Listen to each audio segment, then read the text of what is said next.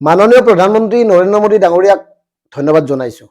সঁচাকৈ নামৰূপত যিটো কাম হ'ল সেয়া ঐতিহাসিক। এই যে দীৰ্ঘদিনীয়া এটা সপোন আছিল অসমবাসীৰ, সেই সপোনটো পূৰণ কৰিলে আপোনালোকে, আৰু সেইকাৰণে অসমবাসীৰ হৈ আমি আপোনালোকক ধন্যবাদ জনাইছোঁ। আৰু এই বৃহৎ সাৰ কাৰখানাটোত অসমৰ একাংশ থলুৱা লোকে নিযুক্তি লাভ কৰিব। প্ৰধানমন্ত্ৰী ডাঙৰীয়াৰ এইবাৰৰ ভ্ৰমণটোত আটাইতকৈ উল্লেখযোগ্য আৰু প্ৰশংসনীয় কাম এইটো। আনহাতে এই যে এয়াৰপৰ্টৰ কথাটো, সেই কথাটো আমি প্ৰত্যেকেই জানো, সেইটো আদানীৰ সম্পদ। গতিকে আদানীৰ সম্পদ এটা চৰকাৰী খৰচত এনেকে উদ্বোধন কৰা হৈছে, আৰু আদানী পৰম মিত্ৰ। গতিকে এই আদানী এয়াৰপৰ্টৰ পৰা সাধাৰণ জনতাৰ যে লাভ নহয় সেয়া নিশ্চিত থাকক, কাৰণ আদানীৰ কব্জাত যোৱাৰ পিছৰে পৰা বিভিন্ন ধৰণৰ মাচুলবোৰ বাঢ়ি আছে, প্ৰত্যেকেই জানে। আগতে যদি এখন চৰকাৰী বিমান লেণ্ডিঙৰ বাবে 40,000 লৈছিল, এতিয়া হয়তো 1 লাখৰ ওপৰত হ'ব বা 1.5 লাখ হ'ব। যি মন যায় তাকে কৰিব। ব্যক্তিগত খণ্ডত গতোৱাৰ পিছত তেওঁলোকৰ লাভৰ বাবে যি মন যায় তাকে কৰিব, আৰু যিহেতুকে আদানী তাত ইনভেষ্ট কৰিছে আৰু তাৰ পৰা চৰকাৰে তেওঁলোকক পইচা দিবই লাগিব, একদম মুকলি সত্য। আনহাতে মাননীয় প্ৰধানমন্ত্ৰী ডাঙৰীয়াই শ্বহীদ ক্ষেত্ৰলৈ গ'ল, শ্বহীদসকলক সেৱা কৰিলে, ভাল পালোঁ। কিন্তু প্ৰধানমন্ত্ৰী ডাঙৰীয়া, এই যে কাখন কাৰ্যকৰী কৰি অসম চুক্তিক নস্যাৎ কৰা হ'ল, আৰু সেই অসম আন্দোলনৰ কাৰণে কিন্তু শ্বহীদ হৈছিল। তেওঁলোকে বিদেশী মুক্ত অসম গঢ়াৰ বাবেই শ্বহীদ হৈছিল। তেওঁলোকে অসমৰ অস্তিত্ব ৰক্ষাৰ বাবে, খিলঞ্জীয়াৰ সুৰক্ষিত ভৱিষ্যতৰ বাবে শ্বহীদ হৈছিল। এতিয়া খিলঞ্জীয়াৰ সুৰক্ষা ক'ত?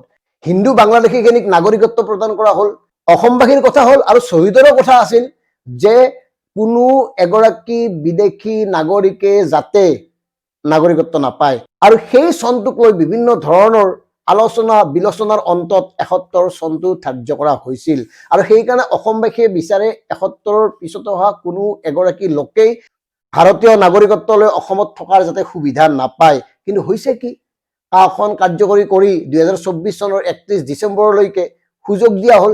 সেইকাৰণে আপুনি যে গ'ল তাত, এই কথাটো কেৱল আপুনি দেখাবৰ কাৰণে কৰিছে, এই কথাটোত আমি গ্ৰহণ কৰিব নোৱাৰিলোঁ।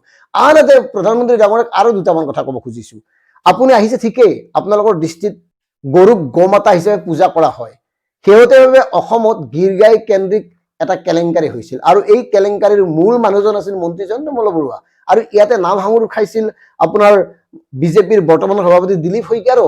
গতিকে এই যে গৰু চুৰ, যিটো গৰু চুৰ কেন্দ্ৰিক বিতৰ্ক বিভিন্ন সংবাদ মাধ্যমতে হওক বা সামাজিক মাধ্যমতে হওক, গৰু চুৰ গৰু চুৰ গৰু চুৰ হিচাপে যে এটা বাৰ্তা গ'ল আৰু কেলেংকাৰী সংঘটিত হ'ল, এওঁলোকৰ কি হ'ব? এওঁলোকে আকৌ মানে অসমক প্ৰতিনিধিত্ব কৰাৰ সুযোগ পাব নেকি? আমি মোদী ডাঙৰীয়াক এটা কথাই ক'ব খুজিছোঁ, আপুনি সঁচাকৈ যদি অসমখনক অন্তৰৰ পৰা ভাল পায়, আৰু আপুনি কোৱাৰ ধৰণে যদি অসম উন্নয়নৰ আধাৰ হয়, তেতিয়াহ'লে অসমক শাসন কৰা লোকসকলক অলপ ভাবি চিন্তি নিয়োগ কৰিব, যাকে তাকে এই সুযোগটো নিদিব। এই যে গৰু চুৰ কেন্দ্ৰিক বিতৰ্ক বা গৰুৰ কেলেংকাৰী, গীৰগাই কেলেংকাৰী, এই কেলেংকাৰীত জড়িত লোকসকলক আপোনালোকে পুনৰ টিকট দিব নেকি? জয়ন্ত মল্লবৰুৱা পুনৰ আহিব নেকি?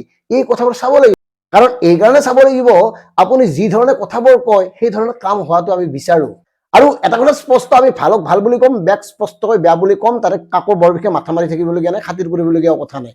এতিয়া কথাটো হ'ল, গীৰগাই কেন্দ্ৰিক ঘটনাটো ভাল হোৱা নাছিল। গীৰগাই কেন্দ্ৰিক ঘটনাটো ভাল হোৱাটো নাছিলেই, সেই গীৰগাই কেলেংকাৰীত জড়িত মন্ত্ৰী জয়ন্ত মল্লবৰুৱাৰ পত্নীক 50 লাখ টকাৰ ৰাজসাহাৰ্য দিছে। কেনেকে দিছে মানে আপোনাৰ কিছুমান নীতি নিয়ম ইফাল সিফাল কৰে। গতিকে এই কথাবোৰ চাব লাগে আপোনালোকে।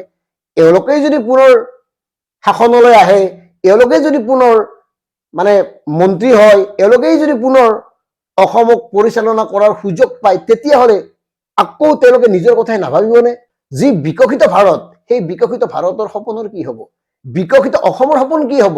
আমাৰ একদম স্পষ্ট কথা, কয়লা চিণ্ডিকেটেই হওক বা গীৰগাই কেলেংকাৰীত জড়িত লোকসকলেই হওক, কোনো এগৰাকী ৰাজনৈতিক নেতাই অনাগত সময়ত যাতে পুনৰ নিৰ্বাচিত হৈ বিধানসভালৈ অহাৰ সুযোগ নাপায়, তেওঁলোকক যাতে টিকট দিয়া নহয়, এই কথাবোৰ চিন্তা কৰক। অনাগত সময়ত আমি কোন কেনেকৈ ক'ত কয়লা চিণ্ডিকেট হওক বা চুপাৰী চিণ্ডিকেট হওক বা বিভিন্ন চিণ্ডিকেটত কি ধৰণে জড়িত, গীৰগাই কেন্দ্ৰিক কেলেংকাৰীটোত কোন কেনেকে কি ধৰণে জড়িত আছিল, এই কথাবোৰ তথ্য আকাৰে উপস্থাপন কৰিম। আজি কেৱল এটা কথাই ক'ব খুজিছোঁ, আপুনি নামৰূপত যিটো কাম কৰিলে সেইটো ঐতিহাসিক, অসমীয়াৰ কাৰণে, অসমবাসীৰ কাৰণে, তাৰ কাৰণে ধন্যবাদ।